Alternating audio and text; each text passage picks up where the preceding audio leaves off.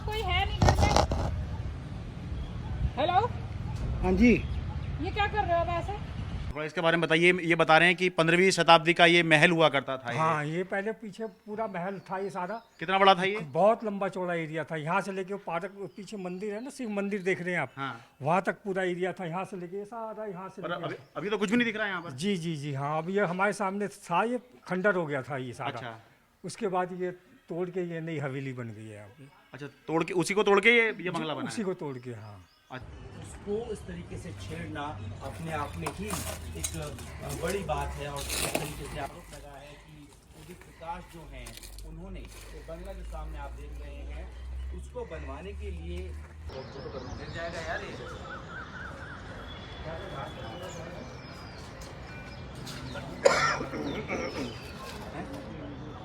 मैं दक्षिणी दिल्ली के लाजपत नगर के जल विहार में हूँ और जिस जगह पर हूँ यहाँ पर 15वीं शताब्दी का पठान पीरियड का एक महल हुआ करता था, लेकिन आज यहाँ पर उसके केवल अवशेष बचे हुए हैं। कुछ समय पहले तक यहाँ पर एक महल हुआ करता था जो काफ़ी जर्जर हालत में था, जिसे यहाँ के आसपास के लोग किला कहकर भी बुलाया करते थे, क्योंकि वो कोई बहुत अच्छी कंडीशन में नहीं था और दूर से देखने पर एक किले जैसी शक्ल वो दिया करता था। तो अब जो है वो किला यहाँ पर नहीं है, बल्कि उस किले की जगह ये देखिए, ये एक आलीशान बंगला यहाँ पर बन गया है। दरअसल बात यह है कि साल 2021 में, जनवरी 2021 में जो दिल्ली सरकार का आर्कियोलॉजिकल डिपार्टमेंट है उसने यहाँ का दौरा किया, और क्योंकि ये पूरी ज़मीन जो है ये दिल्ली जल बोर्ड के पास थी, तो ये महल भी दिल्ली जल बोर्ड के पास हुआ या ये किला भी दिल्ली जल बोर्ड के पास हुआ। तो आर्कियोलॉजिकल डिपार्टमेंट ने दिल्ली जल बोर्ड को लिखा कि ये जो है, ये जो महल है, ये असल में जो एएसआई की दिल्ली के जो हिंदू और मुस्लिम मॉन्यूमेंट्स हैं उसकी लिस्ट में आता है। तो आप ये जो महल है ये हमें हैंड ओवर कर दें ताकि हम इसका संरक्षण कर सकें और ये जो ख़राब हालत में है, जर्जर हालत में है, इसकी मरम्मत करा सकें, इसका जीर्णोद्धार हम कर सकें।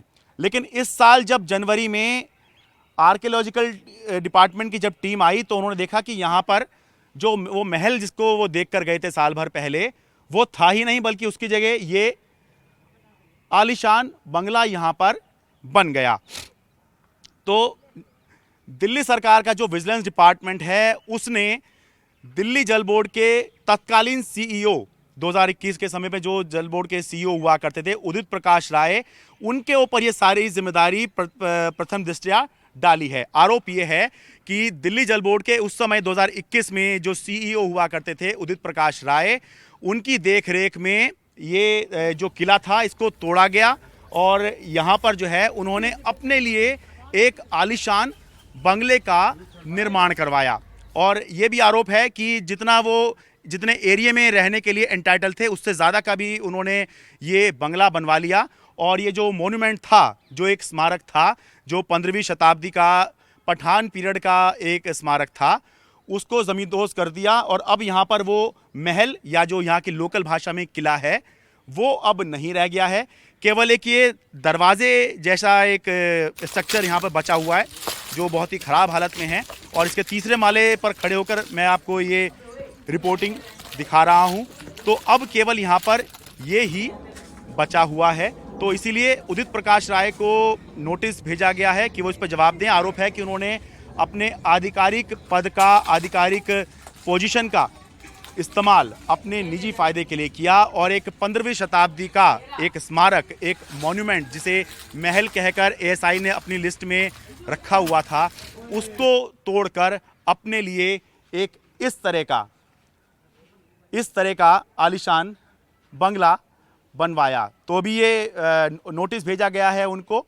और अभी बता दूं मैं आपको कि अभी वो दिल्ली जल बोर्ड के सीईओ नहीं हैं, वो इस समय दिल्ली में भी पोस्टेड नहीं है, आईएएस ऑफिसर हैं, दिल्ली में भी पोस्टेड नहीं है, बल्कि दिल्ली से बाहर इस समय उनकी पोस्टिंग चल रही है और जल बोर्ड के सीईओ भी कोई और हैं।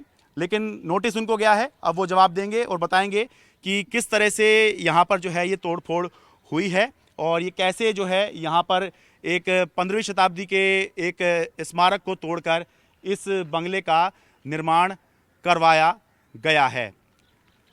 दिल्ली से अपने कैमरा सहयोगी सचिन गुप्ता के साथ मैं शरद शर्मा, एनडीटीवी इंडिया।